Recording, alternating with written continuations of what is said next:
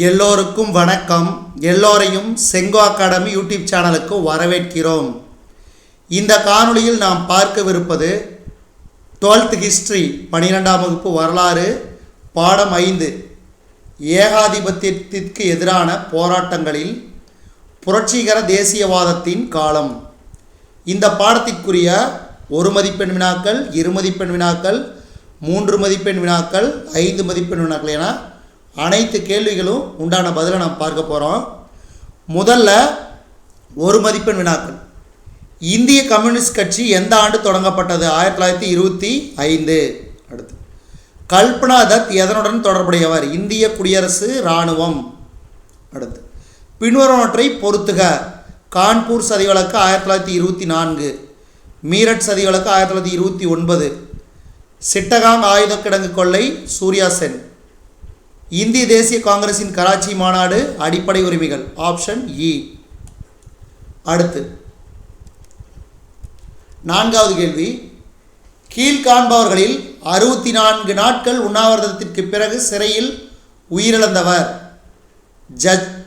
ஜதீந்திரநாத் தாஸ்.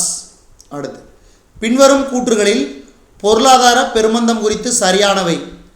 இது வட அமெரிக்காவில் ஏற்பட்டது. சரி. வால் தெருவில் ஏற்பட்ட வீழ்ச்சியானது பெரும் மந்தத்தை விரைவுபடுத்தியது. சரி. இது இரண்டும் தவறு. அப்போ ஆப்ஷன் 1, 2 மட்டும் சரி. அடுத்து, முதலாவது பருத்தி தொழிற்சாலை பம்பாயில் தொடங்கப்பட்ட ஆண்டு 1854. 7வது கேள்வி. கொடுக்கப்பட்ட குறிப்புகளை கொண்டு சரியான கூற்றை தேர்ந்தெடுக்கவும். சிட்டகாங் ஆர்மரி ரைடர்ஸ் ரெமினிசன்ஸ் எனும் நூல் கல்பனா தத் என்பவரால் எழுதப்பட்டது. சரி. கல்பனா தத் தாய்நாட்டின் விடுதலைக்காக ஆயுதம் தாங்கி போராடினார். சரி. கல்பனா தத் பேரரசருக்கு எதிராக போர் தொடுத்தார். சரி. இவை அனைத்துமே மிகச்சரி. அடுத்து 8வது கேள்வி. முதலாவது பயணிகள் ரயில் 1853 எந்த இடங்களுக்கு இடையே ஓடியது? பம்பாய், தானே. ரொம்ப ரொம்ப முக்கியமான கேள்வி. கல்கத்தாவில் முதலாவது சணல் ஆலை தொடங்கப்பட்ட ஆண்டு 1855. பின்வருவோரில் கான்பூர் சதி வழக்கில் கைது செய்யப்பட்டவர் யார்? பின்வருவோரில் கான்பூர் சதி வழக்கில் கைது செய்யப்பட்டவர் எஸ்.ஏ. டாங்கே. அடுத்து, கான்பூர் சதி வழக்கு குறித்த பின்வரும் எந்த கூற்றுகள் சரியானவை? அதாவது முதல் 3 கூற்று சரி. அதை படிச்சிடறேன், கேட்டுங்க. சணல் மற்றும் பருத்தி தொழிற்சாலைகளில் தொழிற்சங்கங்கள் தோன்றின. இவ்வழக்கில் கம்யூனிஸ்ட்களும் தொழிற்சங்கவாதிகளும் குற்றம் சாட்டப்பட்டனர். இவ்வழக்கு நீதிபதி H.E. ஹோம்ஸ் என்பவரின் முன்பாக விசாரணைக்கு வந்தது. அடுத்து இனி வருவது 2 மதிப்பெண் வினாக்கள். இந்தியாவில் கம்யூனிஸ்ட் கட்சியை உருவாக்க கிரேட் பிரிட்டனால் அனுப்பப்பட்ட 3 ஆங்கில கம்யூனிஸ்டவாதிகளின் பெயர்கள்? பிலிப் ஸ்ப்ராட், பான் பிராட்லி, லெஸ்டர் ஹட்சின்சன்.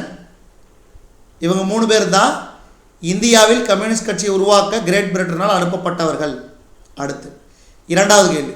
மீரட் சதி வழக்கில் குற்றம் சாட்டப்பட்ட குற்றவாளிக்கு ஆதரவாக வாதாடிய மீரட் சதி வழக்கில் குற்றம் சாட்டப்பட்ட குற்றவாளிகளுக்கு ஆதரவாக வாதாடிய வழக்கறிஞர்கள் யார் யாருன்னு பாருங்க. K.A. டீஃப் நாரிமன், M.C. சக்லா ஆகியோர் குற்றவாளிகளுக்கு ஆதரவாக நீதிமன்றத்தில் வாதாடினர்.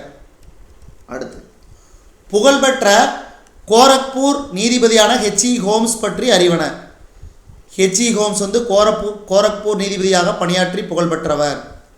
சௌரி சௌரா வழக்கில் 172 விவசாயிகளுக்கு மரண தண்டனை விதித்தார். கான்பூர் சதி வழக்கை இவர் முன்னிலையில் விசாரணைக்கு வந்தது. அடுத்து, 2வது லாகூர் சதி என்று அறியப்படும் நிகழ்வு. அதாவது பிரிட்டிஷ் காவல்துறை அதிகாரி சாண்டர்ஸ் கொலை வழக்கு 2வது லாகூர் சதி வழக்கு எனப்படுகிறது. பிரிட்டிஷ் காவல்துறை அதிகாரி சாண்டர்ஸ் கொலை வழக்கு 2வது லாகூர் சதி வழக்கு எனப்படுகிறது. இந்த வழக்கில் ராஜகுரு, சுகதேவ், ஜதீந்திரநாத் தாஸ், பகத்சிங் உள்பட 21 பேர் கைது செய்யப்பட்டனர். அடுத்து இந்த பாடத்திற்குரிய கடைசி 2 மதிப்பெண் வினாக்கள். இந்தியாவின் நவீன தொழிற்சாலையின் தந்தை என J.N. டாட்டா அழைக்கப்பட காரணம்? இந்தியாவின் நவீன தொழிற்சாலையின் தந்தை என ஜே.என். டாடா அழைக்கப்பட காரணம்? ஜே.என். டாடா இந்தியாவின் முதல் வெற்றிகரமான தொழிலதிபர். 1868 நிறுவப்பட்ட வர்த்தக நிறுவனம் டாடா குழுமமாக வளர்ச்சி பெற்றது. பம்பாயில் சுதேசி என்ற பெயரில் ஒரு நிறுவனத்தை உருவாக்கினார். பாருங்க, ஜே.என். டாடா இந்தியாவின் முதல் வெற்றிகரமான தொழிலதிபர். 1868 நிறுவப்பட்ட வர்த்தக நிறுவனம் டாடா குழுமமாக வளர்ச்சி பெற்றது. பம்பாயில் சுதேசி என்ற பெயரில் ஒரு நிறுவனத்தை உருவாக்கினார். அடுத்து இந்த பாடத்திற்குரிய 3 மதிப்பெண் வினாக்கள் பார்க்கிறோம். முதல் கேள்வி, சிட்டகாங் ஆயுதப்படை தாக்குதலை நடத்த சூர்யா சென் திட்டமிட்ட வழிமுறைகள். சூர்யா சென் சிட்டகாங்கை கைப்பற்ற கொரில்லா தாக்குதல் நடத்த திட்டமிட்டார். கொரில்லா பாணி தாக்குதல் என்பது மறைந்திருந்து தாக்குதல். 1930 ஏப்ரல் 18 அன்று இரவு சிட்டகாங் படைத்தள மீது தாக்குதல் நடத்தப்பட்டது. சிட்டகாங்கை தனிமைப்படுத்த ரயில்வே, தகவல் தொடர்பு ஆகியவற்றை துண்டித்தனர். சிட்டகாங் ஆயுதப்படை தாக்குதல் வந்து 1930 ஏப்ரல் 18. இந்த டேட்லாம் ஞாபகம் வச்சுக்க, ரொம்ப ரொம்ப முக்கியம். அடுத்து இரண்டாவது கேள்வி, டாடா இரும்பு மற்றும் எஃகு நிறுவனம், அதாவது டிஸ்கோ. தோரப்ஜி டாடா அமெரிக்காவுக்கு சென்று 2 ஆண்டுகள் பயிற்சி மேற்கொண்டார். அமெரிக்கன் இரும்பு தொழிலகங்களில் பல நுணுக்கங்களை கற்றுத் தேர்ந்தார். தோரப்ஜி டாடா 1907 டாடா இரும்பு மற்றும் எஃகு நிறுவனத்தை நிறுவினார். இதன் மூலம் தனது தந்தை ஜே.என். டாடாவின் நீண்டகால கனவை தோரப்ஜி டாடா அவர்கள் நனவாக்கினார். 1907 அமெரிக்காவின் இரும்பு தொழிலகங்களில் பல நுணுக்கங்களை கற்று அந்த நிறுவனத்தை ஆரம்பித்தார். 2 ஆண்டுகள் பயிற்சி மேற்கொண்டார். இது இவரது தந்தை ஜே.என். டாடாவின் நீண்டகால கனவு. அடுத்து, தென்னிந்தியாவில் தொழிற்சங்கங்களின் வளர்ச்சிக்காக சிங்காரவேலர் ஆற்றிய பங்களிப்புகள். தென்னிந்தியாவில் தொழிற்சங்கங்களின் வளர்ச்சிக்காக சிங்காரவேலர் ஆற்றிய பங்களிப்புகள். திருவிகாவுடன் சேர்ந்து தென்னிந்தியாவில் பல தொழிற்சங்கங்களை நிறுவினார். 1923 நாட்டில் முதன்முறையாக மே முதல் நாளை மே தினமாக கொண்டாடினார். 1928 திருச்சியில் தென்னிந்திய ரயில்வே வேலைநிறுத்தத்தை ஏற்பாடு செய்தார் சிங்காரவேலர். திருச்சி பொன்மலையில் ரயில்வே வேலைநிறுத்தம் நடத்தியதற்கு தண்டனை பெற்றார். இதான் தென்னிந்தியாவில் தொழிற்சங்கங்களின் வளர்ச்சிக்காக சிங்காரவேலர் ஆற்றிய பங்களிப்புகள். அடுத்து இனி வருவது 5 மதிப்பெண் வினாக்கள். முதல் கேள்வி, பகத்சிங்கின் புரட்சிகர தேசியவாதம் மற்றும் புரட்சிகர நடவடிக்கைகள் அவரை தூக்கு மேடைக்கு இட்டுச் சென்றது. பகத்சிங் இளமை காலம் முதலே இந்திய சுதந்திர போராட்டத்தில் பங்கேற்றார். ஆரம்பத்தில் நவ் ஜவான் பாரத் சபா அமைப்பில் தன்னை இணைத்து கொண்டார். நவ் ஜவான் பாரத் சபா. பின்னர் ஹிந்துஸ்தான் ரிபப்ளிக்கன் அசோசியேஷன் என்ற அமைப்பில் இணைந்தார். ஹிந்துஸ்தான் சோசலிஸ்ட் ரிபப்ளிக்கன் அசோசியேஷன் என்ற பெயரை மாற்றினார். ரஷ்ய புரட்சி மற்றும் சோசலிச சித்தாந்தங்களால் பகத்சிங் பெரிதும் கவரப்பட்டார்.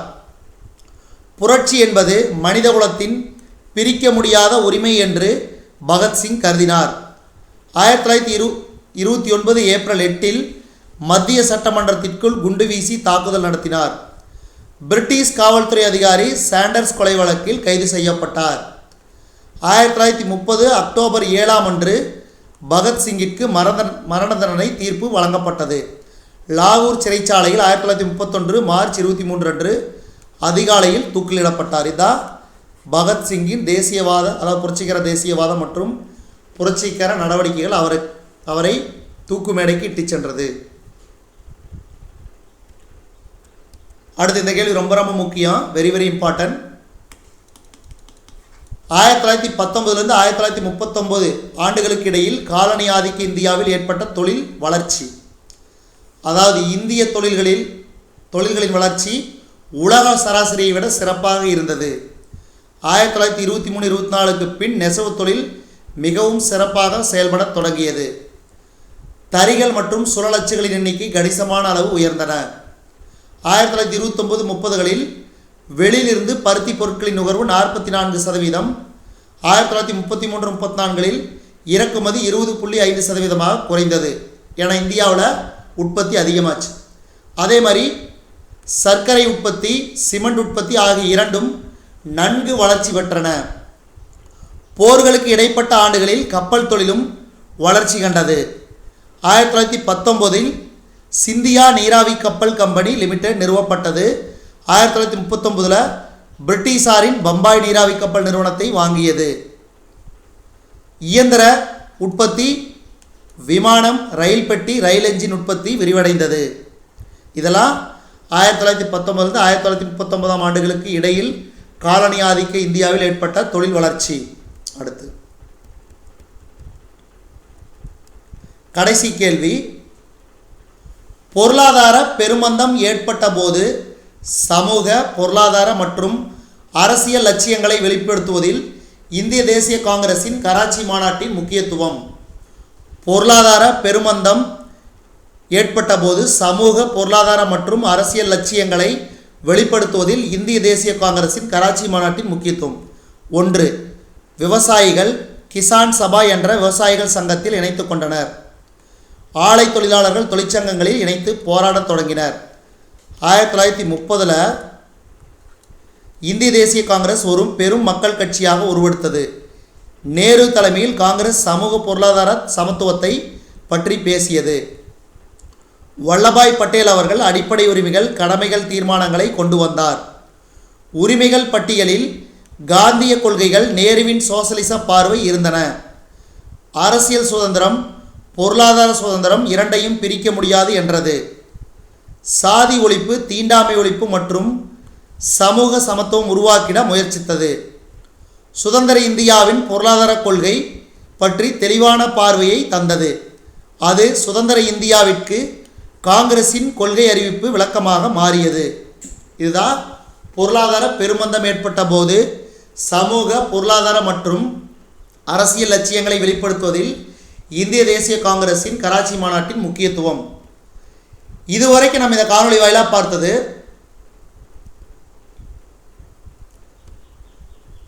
பார்த்தீங்கன்னா பாடம் 5. இதில் 11 1 மார்க்கு, 5 2 மார்க்கு, 3 3 மார்க்கு, அதே மாதிரி 3 5 மார்க், அத்தனை கேள்விகளும் விடைகளோடு நம்ம இந்த காணொளி வாயிலாக பார்த்தோம். இந்த காணொளி உங்களுக்கு பிடிச்சிருந்துச்சுன்னா லைக் பண்ணுங்கள், கமெண்ட் பண்ணுங்கள். மறக்காமல் இந்த காணொளியை உங்கள் நண்பர்களுக்கும் மற்றவர்களுக்கும் ஷேர் பண்ணுங்கள்.